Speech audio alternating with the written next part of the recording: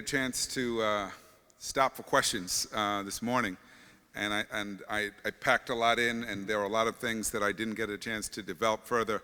So what I'd like to do this afternoon is frame some of the issues a little bit further that are really central to my work and also to this work around equity that I was discussing this morning, and then open it up further for some discussion.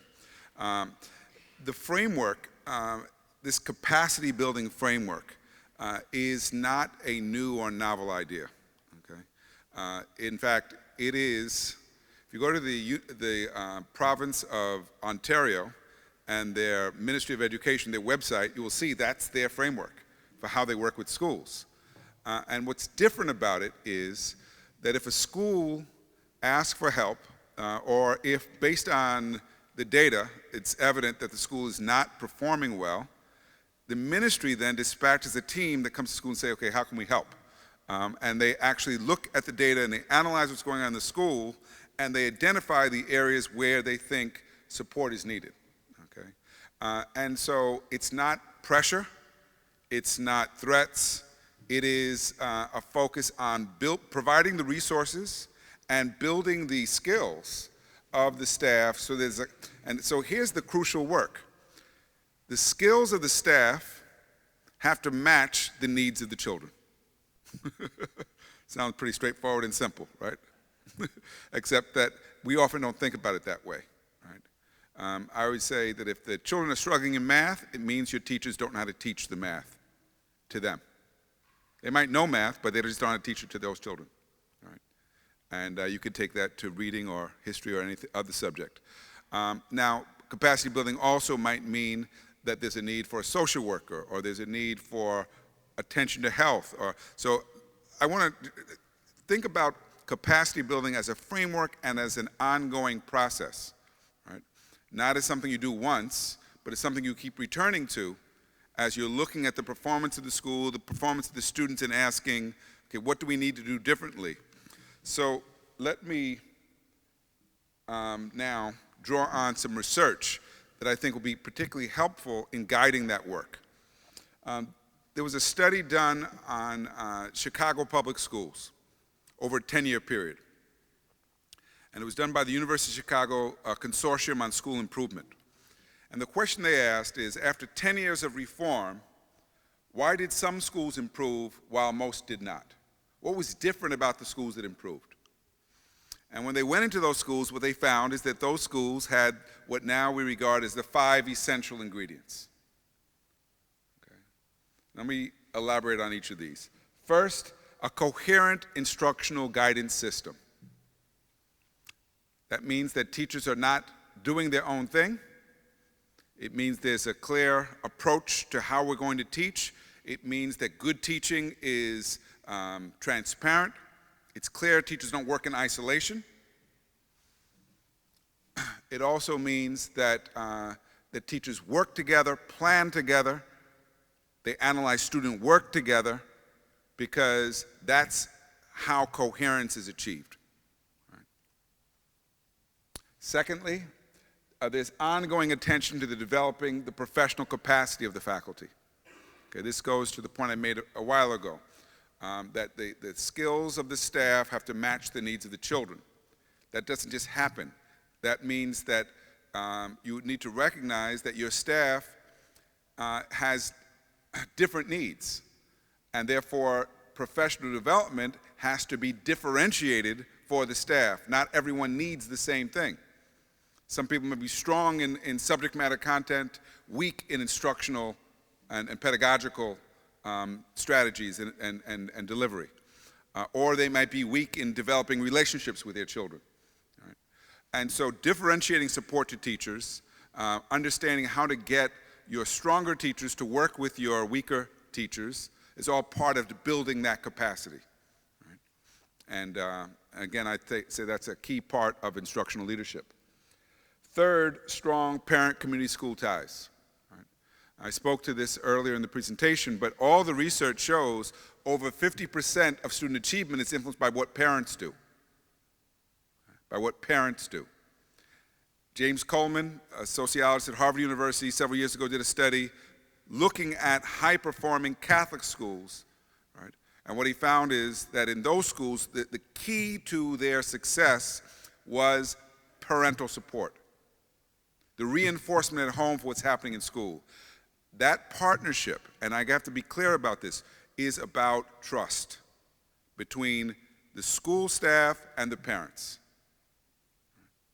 And it's a trust rooted in a recognition, understanding that first of all, the staff does care about the children, and secondly, that the parents want the same thing as the staff, that they want to see their children succeed.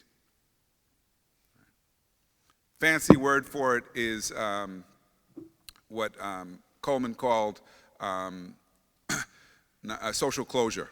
That is, the connections between home and school, there's reinforcement. There's a way in which children don't slip through the cracks because parents and teachers are in full cooperation, full and regular communication.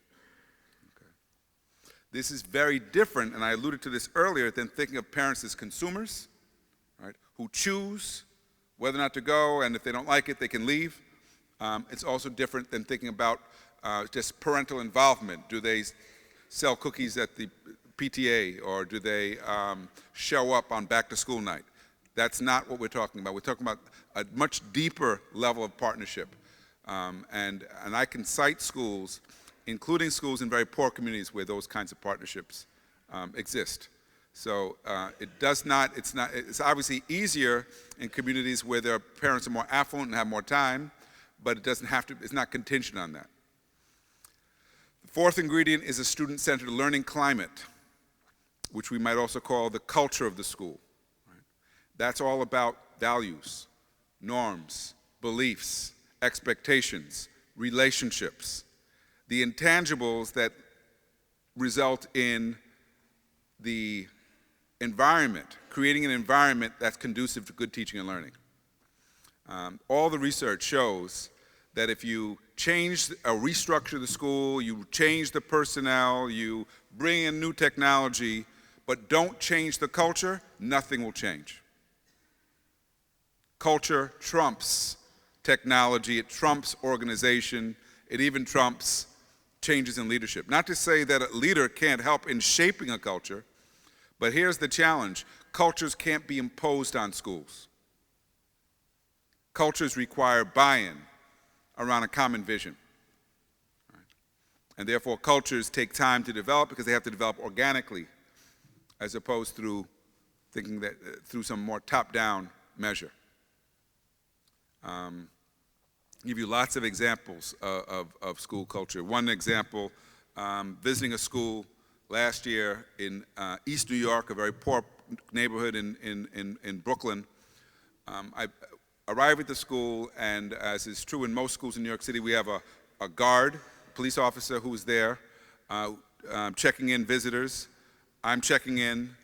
A mother comes with her 5-year-old child and says to the guard, "I'm late, I don't have time for this." The guard looks at her and says, "Fine, come here, sweetie," and takes the 5-year-old. Mother leaves. I turn to the guard and say, "You're not allowed to do that, are you?" She said, "No, but that mother's stressed. She needs help." So the guard is exercising leadership right, on how to deal with this mother and child. I walk into the school, and walking up the stairs, I encounter a boy who's very, very slowly, I thought he had a broken leg, walking up the stairs. And I ask him, "Are you okay?" He says, "I'm okay, I'm just tired." Right? We get upstairs to where the school is. Principal sees him. Her comment to him is, "I'm so happy to see you.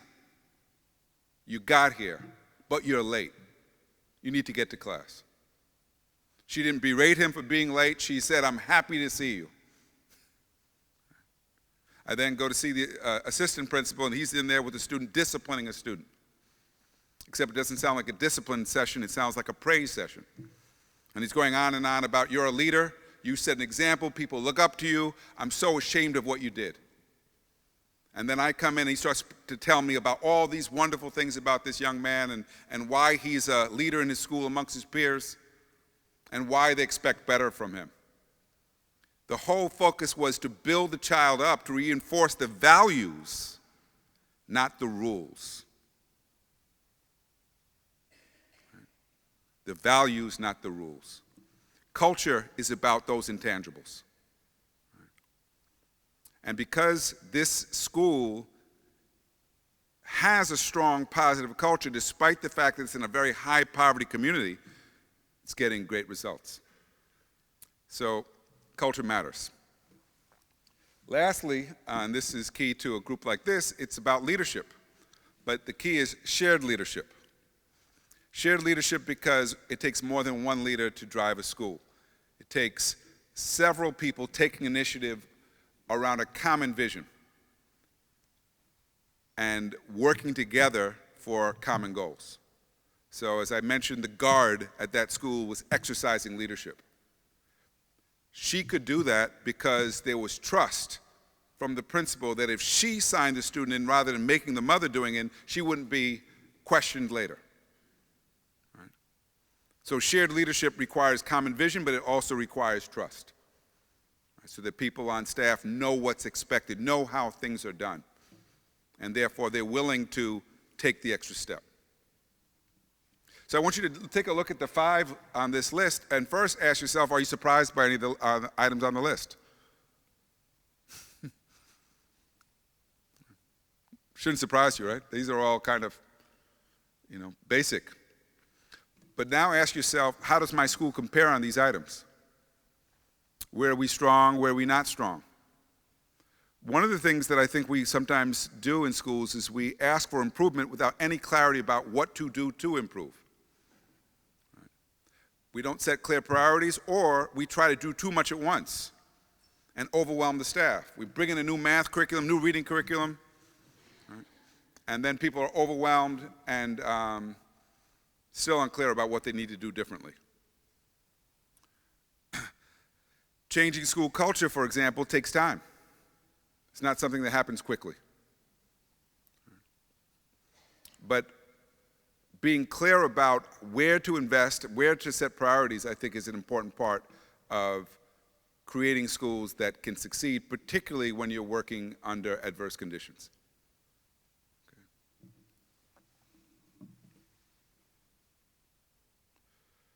Okay.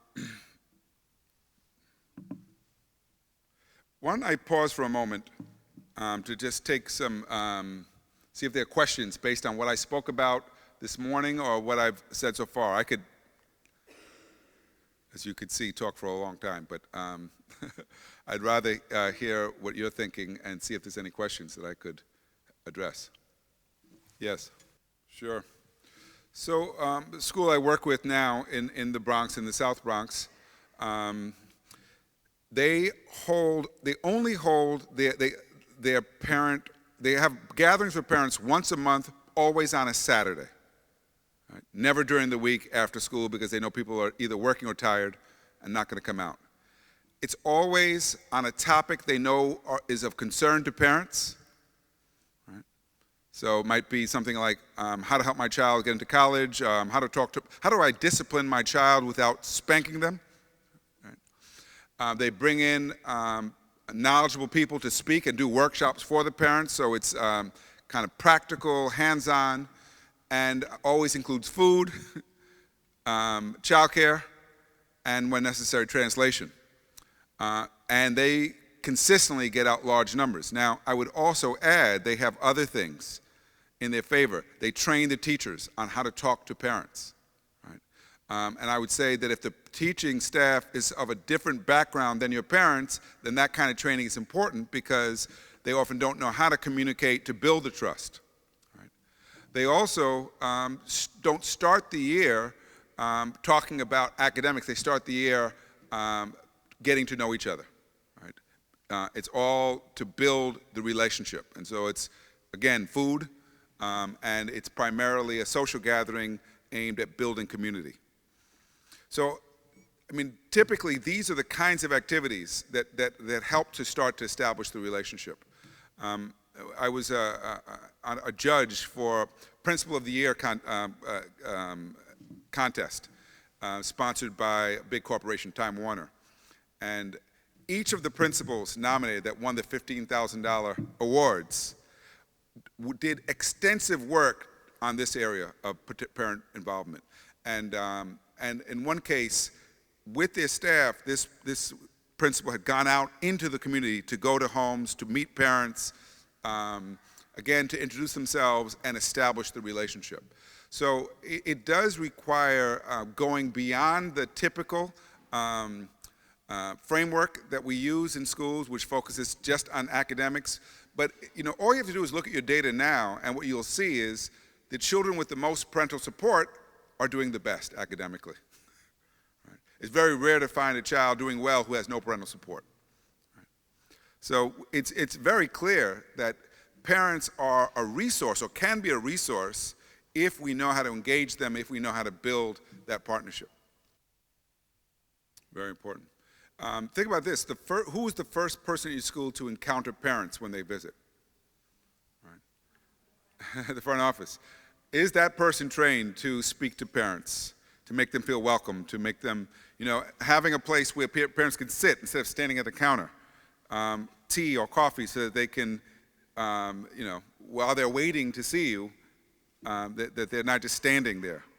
All those things, small things, help to create a more welcoming atmosphere. So just encourage you. The other thing is, again, on the training of teachers. I have a colleague who starts his parent-teacher conference like this. You know more about your child than I do. What can you tell me about your child that might help me? Right. As a way of recognizing parents have some knowledge that might be useful in working with the child. So all those might be small, subtle things, but I think a lot of times we just assume teachers know how to talk to parents, and in fact, it's usually not part of their training at all.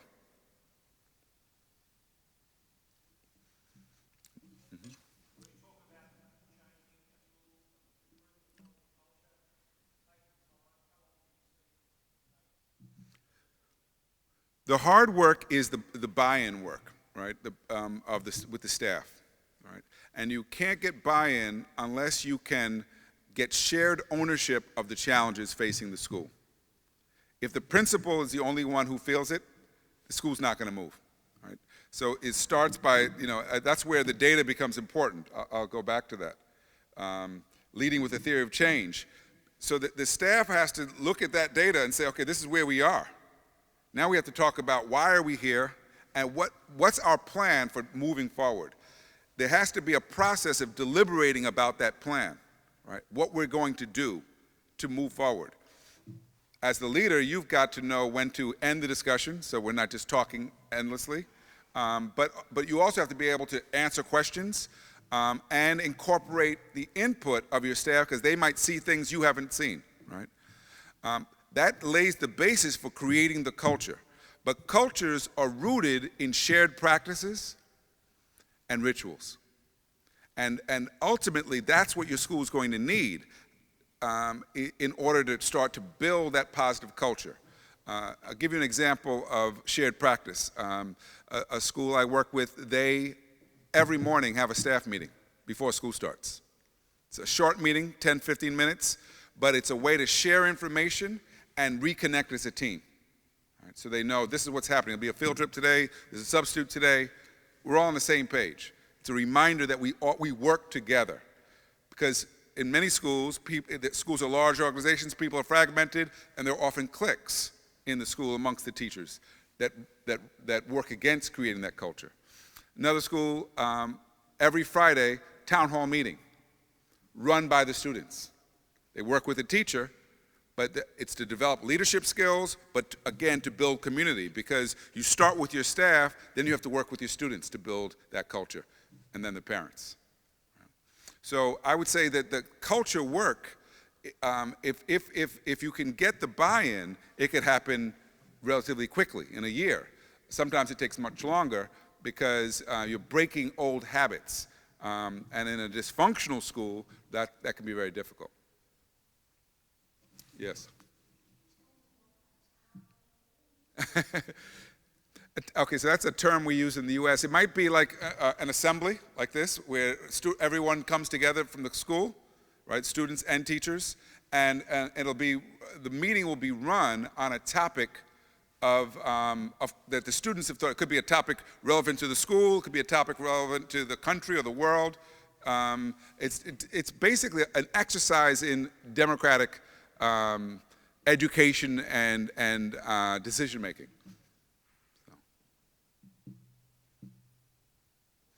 I'll give you another example of a cultural activity. A school I work with also in the Bronx, the same school that does the Saturday activities for parents. This is a school for all boys called Eagle Academy. They have an induction ceremony for new students that are entering the high school. It's run by the 12th graders who explain to the students, this is what's expected of you, this is how things are done. What it does, it sends the message, this is not about the adults doing it to you, this is what the students bought in, the students reinforcing what the school's about, what are our values. At the same induction ceremony that I attended, not only were the 12th graders running it, at the end of the ceremony they brought in the Tuskegee Airmen. The Tuskegee Airmen were a group of African-American pilots who fought during World War II. Now most of them are in the 80s and 90s. And they came in and onto the stage. And the reason why they brought these senior citizens in was to send the message to these young people that they are part of a legacy of greatness and of accomplishment. And that's what's expected. So the culture is about these intangible things. Right? We throw out slogans, but if you don't make the slogans meaningful, then they become ridiculous and arbitrary. One more example. Working with a school, Renaissance school. It's a K-12 school. Right? So it goes from kindergarten all the way to 12th grade, all in one building, and in New York, we have tall buildings. So kindergarten's on the first floor, 12th grade's on the 12th floor. Every floor has a theme as a part of the learning community. So kindergarten, the theme is play. 4th grade, the theme is theater, drama. 12th grade, there's a greenhouse. Theme is the world and the environment. So I'm visiting the school, and with the principal, I see a boy wearing a hat in school. And I'm struck because in most schools in the US, you're not allowed to wear hats in school.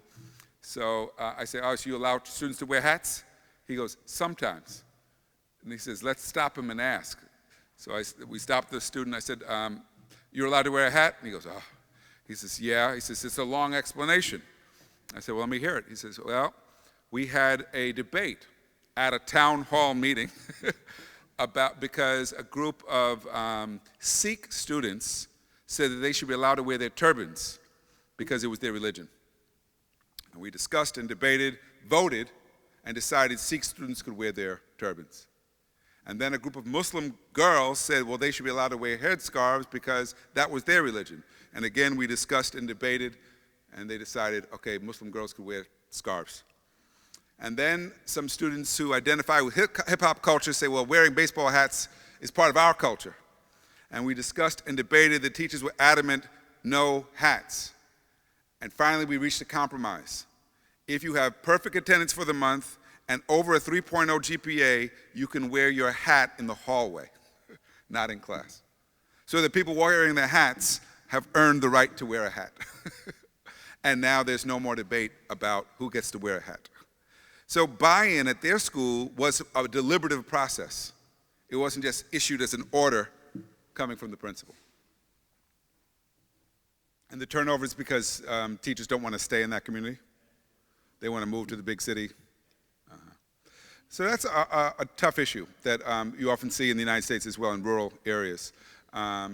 And there, I would say that the real challenge, and this is where, I don't know how your schools are organized. In the United States, we have school boards that manage the local districts. You don't have anything like that. So maybe you're the board, you're the one that's the leader managing. You know, I think the key is to find ways to make it attractive and desirable for people to come and stay, right? And to try to find ways to develop teachers as leaders within the school. Now, there are limitations, right? Because people get married and, you know, they're going to want to move and be with their spouses. But I do think that if you can find ways to build the morale of the staff and create a supportive environment for the teachers, it's going to help at least in reducing the attrition. Nothing is foolproof, but I would say that what we are finding now, because there have been a lot of research now on teacher attrition, is that teachers are more likely to leave because of work conditions than because of pay. And that's where I think leadership can make a difference. Now, again, in your case, it might be you have the added obstacle of being in a rural area that's harder for people to make a family and make their home. And so there are limitations, I guess, in what you might be able to do. A number of communities are also working with what they call a grow your own strategy. That is developing a new generation of teachers from the people who are there. So encouraging your high school students, your secondary students to think about teaching as a profession and coming back and partnering with local colleges to build a pipeline into teaching. That assumes they want to stay in their communities too, which sometimes is not the case. So it's a huge challenge, and it's a challenge I see. It's not only a challenge in rural areas, we're seeing that challenge in economically depressed areas, where even though teaching is a better paid job than in other areas, the children, as soon as they turn 18, are trying to get out, and it's a huge challenge. So let me, I alluded to this earlier today, and when I was talking about adaptive work. The key adaptive question that I would say that all schools, all educators have to be able to answer is, what does it take to educate the children we serve? Now, that sounds like a simple question, except to answer it, you have to know who your students are, who your children are. And that means not just knowing what their test scores are, but much, much more, how do they learn when they're not with us? How do they use literacy and math? What are their interests? What does it take to engage them? What are the challenges they face outside of school that might limit their ability, for example, to get to school or to do their work? What are their unmet needs? And then lastly, what are the dreams and aspirations of their families? Now, my question to you is, how do you get this information?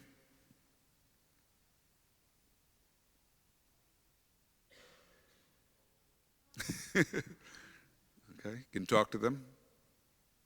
How else do you get this information? Say again? Get them to write about it? Say again? Observe them? Okay. Talk to their parents? Go into the community? Very important, right? Especially it could be churches, could be nonprofits, that are there, that have been rooted in the community for a long time, building those alliances. Okay. All those things, I think, can be very helpful. The thing to keep in mind is this is not a one-time activity, because the children change, don't they? They change from year to year. Sometimes even in the same year, they change. Right? And shifting the question is very important, because sometimes when you ask, especially a young person, some of these questions, they don't know how to answer the questions, right? Or they might even take them as being invasive and intrusive, right? And so the trust is really an important part of even getting people to feel comfortable talking about their lives outside of school, particularly the challenges they face. Right? And that's why someone said observations can be as important sometimes as the direct conversation, because sometimes you're not going to get explicit information back. But I'd encourage you to I would say when you don't have this information, what's the danger of not having this information? What's the danger? What's the risk?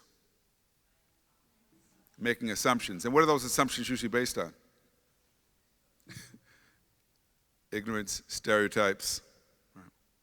And one of the common problems you see in many schools is we don't know how to engage the children.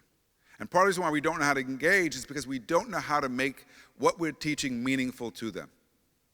Right? At the essence of engagement is meaningful work, meaningful learning activities. Right?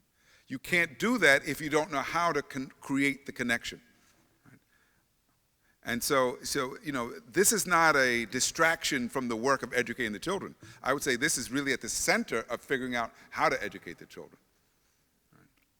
If you don't know who they are, it's very hard to figure out how to get them excited about learning.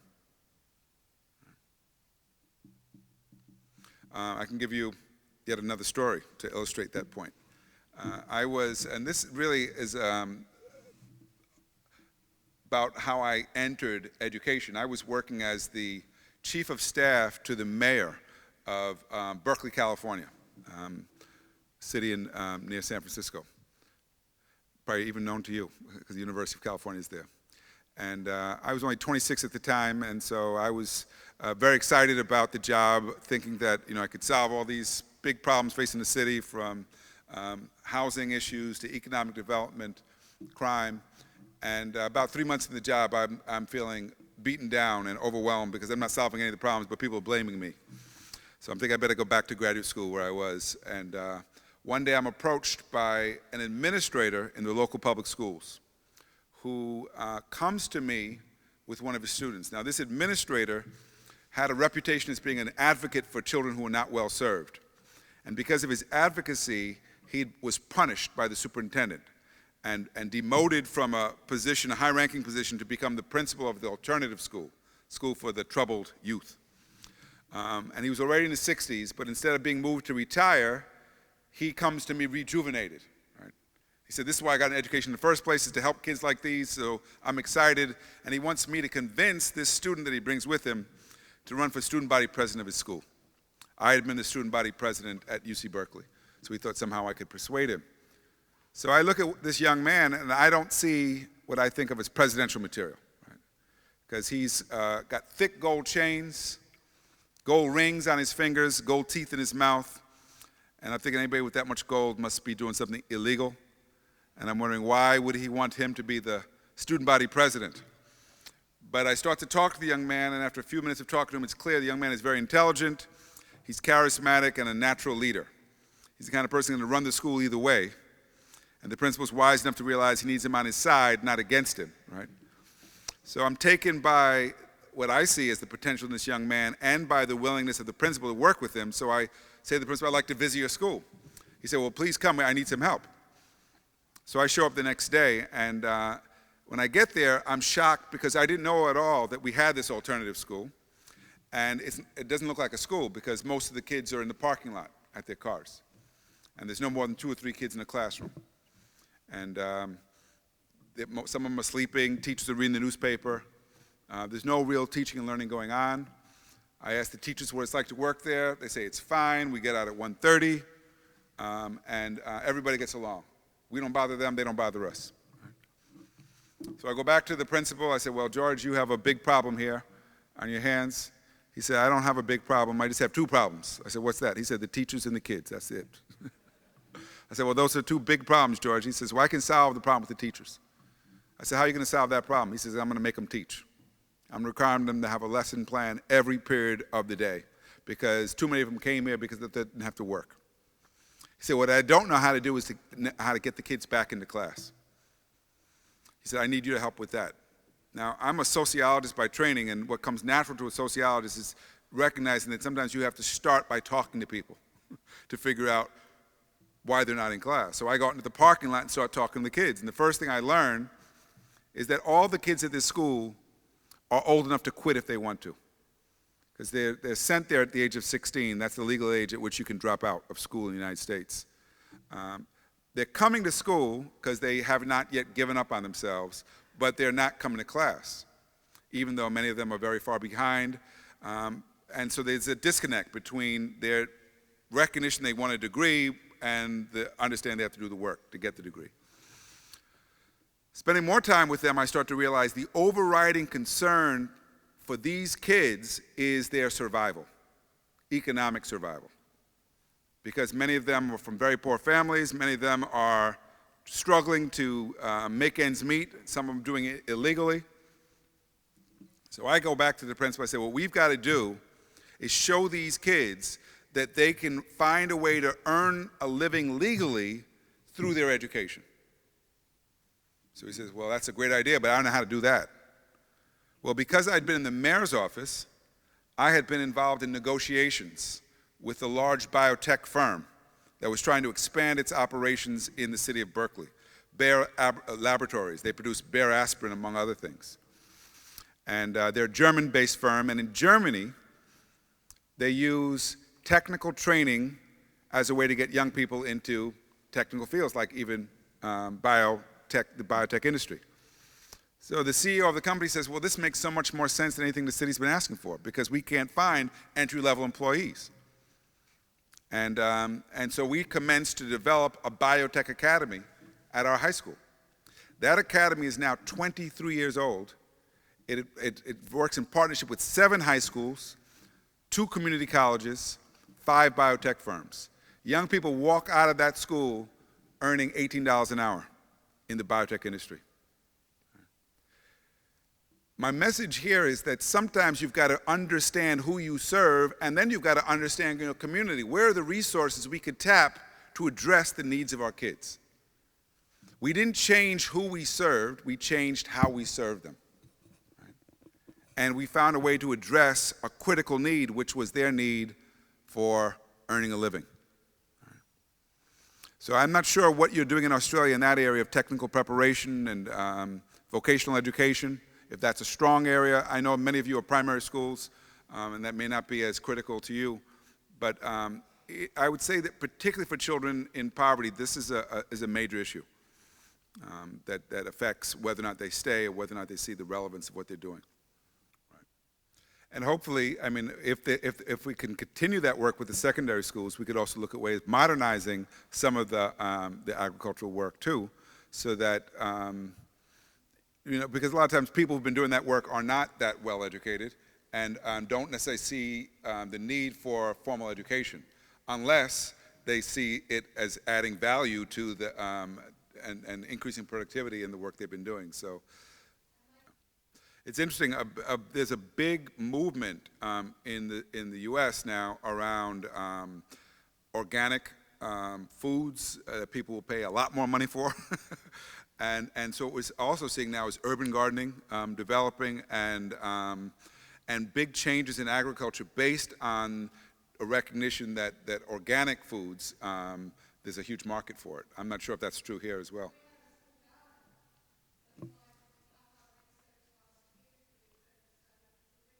Yeah. Yeah. Right. And this is where I think innovative thinking on the staff becomes important, because a lot of times you are working with limited resources, but you still have to then come back to the question, okay, well, how do we engage? How do we make our school a compelling place for young people to be? And I do think that when we can show connections between what they're learning and how the knowledge is applied to address real issues and problems in their communities, that helps a lot. It's not to say that it's the only thing, but it's certainly, I think, a part of the strategy. Yes. That relationship between school and home, between school and community, is often, I think, overlooked in terms of its importance. There's growing attention, and I've written a lot about it in my own work, about the role of social capital in helping schools to improve. We focus so much on achievement as a measurable outcome. We don't focus enough about how do young people, particularly those from poor families or from remote areas, how do they get access to opportunity? And usually they have to have access to networks, they have to have access to influential people, partnerships, if change is going to be possible. It's also true that when communities support schools, schools improve, right? And so even when you don't have financial resources, if you can tap into your local community, you can get tutors, you can get mentors, you can get goods and services in kind that can make a difference. And so I can give you lots of examples of schools that I see that are compensating for what they lack in financial resources by tapping into the social resources of their community. So I just put up this other slide about buy-in, and it goes back to what I said before. And I would say that this is a critical part of the adaptive work of leadership, right? Is building buy-in around a vision, building buy-in around a plan, using data to monitor and analyze your progress, to focus and to identify the areas where change and where work is needed. All this, I think, helps in creating a context where the staff, and then hopefully by extension students and parents, understand the mission of the school. Right? And as I said earlier today, schools have to be mission driven. Right? They can't, if they lapse into becoming generic places that are just kind of doing the government's mission, they almost always fail. They have to have a clarity of purpose, and that clarity of purpose needs to pervade the whole school so that the children and their families appreciate and understand what it is we're trying to do. So the buy-in work around vision is critical. And that's where leadership, I think, often stumbles because it takes a high level of social and emotional intelligence to get buy-in. If you believe you're the smartest person in the room, or that because you're in charge, it's going to be your way, chances are you're not going to get a lot of buy-in. They may not say to your face, I'm not going to do what you say. They'll just show it in their passive resistance. Right? And sometimes passive resistance is more difficult than a direct rebellion, because at least you know what you're dealing with. So I don't know if anyone's had experience on working with the staff and working with the community to get buy-in around a vision. Anybody? You know, one of the things that strikes me from your example is, you know, there's real power just in asking your parents, for example. I would say the same is true of your students. What are their needs? You know, and how can we serve you? You know, we don't do that nearly enough. I think we usually much more focus, this is what's expected, this is what you've got to do. It's very unilinear. Instead of building, again, that relationship. So, well, that's good. And it's risky sometimes when you change leaders like that, because they might decide they're going to do things my way now. So it's good that this new person asked the question, what is the way? How can I learn about it? Rather than thinking their job is to change things. That happens way too often. And, you know, I presented this example earlier today of Brockton High School. This is in 2012.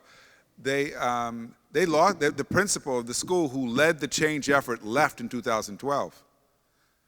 At their school, she was replaced by someone who was already at the school. So not only did the school not miss a beat, it has continued, it's grown, it's gotten even better after. And there, what's interesting is there is an alignment between the culture and the curriculum and the instructional strategies. They're interwoven, right? Their focus on literacy actually shows up in everything they do, and including discipline. When a student gets in trouble, they have to write about what happened. And so you know, powerful cultures take time to develop, but they can actually influence the outcomes. You know, I often ask schools, what's your strategy for getting your kids to care about learning? And often people look at me like they don't know what the hell I'm talking about. And I would say, guess what? You can't do it without the kids. And if you don't have a strategy to get the kids to care, guess what? Your school's not going to work. So, you know, a lot of that does come down to culture. It comes down to engagement. It also, cultures are operative at the classroom level too. Right? So when I show that other example of the classroom where the kids are in charge of learning, you know, that affects the whole school, because the kids are taking responsibility for their learning outcomes, and it makes the job of the adults so much easier. They're not in a battle with kids, they're on the same page. I think because, you know, if you think about it, most of what we learn in school, we will forget. Right? We forget 80% of the content. The only part we retain, what's the part we retain? The exciting stuff. You retain memories of the teachers that you liked, of the people you didn't like. or the content that you continue to use over and over again, right? If you got a good education, though, what you should retain is the ability to continue to learn. Right? So that ability to process new information is something that you take away that will help you in any aspect of your life. And I think that's the part, we get focused on curriculum, but we don't focus nearly enough, how do we create empowered learners who will become lifelong learners? Right? That's what we should really be after even more than focusing on the stuff of the curriculum. Not to say that that's irrelevant, but in some ways less important. So I see the signal that it's time. Thank you for your time. I hope you enjoy the rest of the conference.